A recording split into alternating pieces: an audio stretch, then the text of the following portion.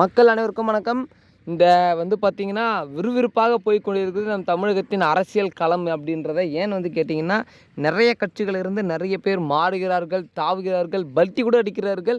அதில் இப்போ குறிப்பாக நமது திமுகவுக்கு பல்ட்டி அடித்த ஜெயக்குமார் அப்படின்ற தகவல் செய்தியை நம்ம தெளிவாக காண்போம் மக்களே. அதற்கு முன் நம்ம சேனலை வீடியோ பார்க்குற மக்கள் அனைவருமே 99% பேர் பார்த்தீங்கன்னா நம்ம சேனலை சப்ஸ்கிரைப் பண்ணாமல் பார்க்குறீங்க.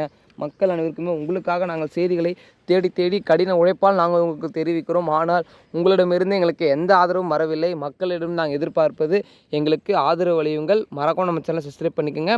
அது மட்டும் இல்லை, பக்கத்தில் இருக்கிற பெல் ஐக்கான் ஆளில் வச்சுங்க மக்களே.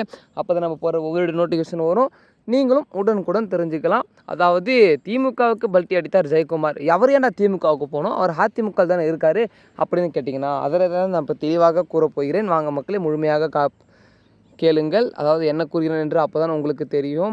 அதாவது பார்த்தீங்கன்னா, நமது அதிமுகவிலிருந்து செங்கோட்டையனை நீக்கிவிட்டதாக பல சில தகவல்கள் வெளியாகிருக்கு. அது மட்டும் இல்லை, அது அதிகாரப்பூர்வமாக உண்மையாகவும் ஆகிவிட்டது. அதை சமூக ஊடகங்கள் ரொம்ப வைரலாகவும் பரவிட்டுருக்கு. நமது செங்கோட்டையனை நீங்கிட்டார், அவருக்கு ஓபிஎஸ்க்கு ஆதரவாக இப்பொழுது இருக்கிறார் அப்படின்னு சொல்லிட்டு பல சில செய்திகள் பார்த்தீங்கன்னா போய்கொண்டு தான் இருக்கிறது.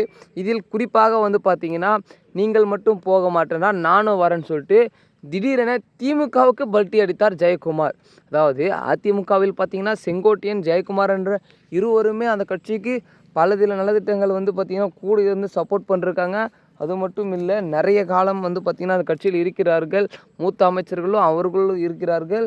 ஆனால் அவர்களே வெளிவந்தால் அதிமுக மிகவும் மிகவும் பின்னடைவுதான் சேரும். ஏனென்றால் இவர்கள் இருவருக்குமே நிறைய ஆதரவுகள் இருக்கிறது அவங்கவுங்க மாவட்டத்தில். அது மட்டும் இல்லை, இருவருமே ஒரு நல்ல பார்த்திங்கன்னா அரசியல் களத்தில் எப்படி இருக்கணும், என்னென்ன பண்ணணும் அப்படின்ட்டு தெளிவாக இருக்கிறவர்கள் தான். இதில் பார்த்திங்கன்னா நம்ம திமுகவுக்கு பல்ட்டி அடித்தார் ஜெயக்குமார் அப்படின்ற தகவல் பரவிக்கொண்டே இருக்கிறது சமூக ஊடகங்களில். பொறுத்திருந்து பார்க்கலாம் மக்களே.